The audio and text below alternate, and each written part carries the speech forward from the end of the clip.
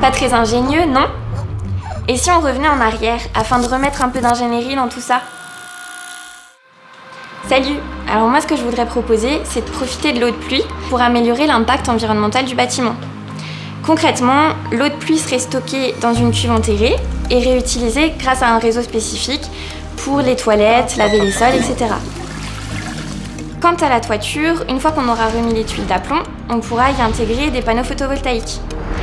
Ainsi, on pourra profiter de l'énergie solaire, renouvelable et gratuite, pour générer de l'électricité et alimenter les différentes installations du bâtiment. Maintenant que l'on dispose d'une nouvelle source d'énergie, mon conseil pour éviter les pannes, ce serait de mettre en place un système de smart grid. L'idée, c'est d'éviter la surchauffe en anticipant et lissant le pic de consommation. Vous savez, lorsque tout le monde allume sa lumière et son chauffage en même temps. À ces moments-là, on utiliserait en complément l'énergie solaire stockée au cours de la journée. Pour que cela fonctionne, il faudrait bien sûr intégrer des capteurs communiquant au réseau électrique qui deviendraient intelligents. Et alors plus de problème d'adéquation entre l'offre et la demande.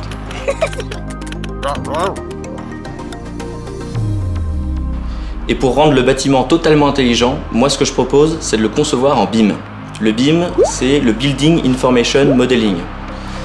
Pour faire simple, on réunit tous les plans, architecture, structure, électricité, etc. au sein d'une seule et même maquette numérique que l'on diffuse ensuite auprès de tous les acteurs qui participent à l'acte de construire.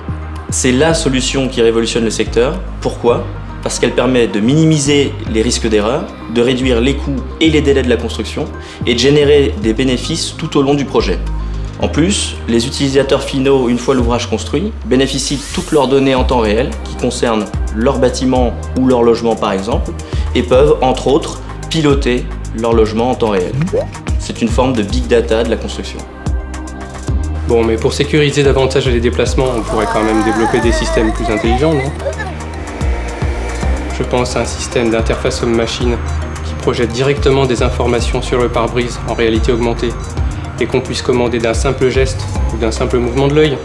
Pour ceux qui ont vraiment du mal à identifier les piétons, un peu d'intelligence artificielle pour arrêter le véhicule en cas de danger, voire même faire signe aux piétons de traverser en toute sécurité.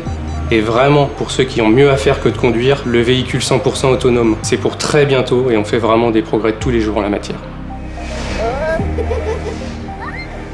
Donne du sens à tes compétences, rejoins l'ingénierie. Chaque année, l'ingénierie recrute de 50 000 à 60 000 collaborateurs. Et si c'était toi ?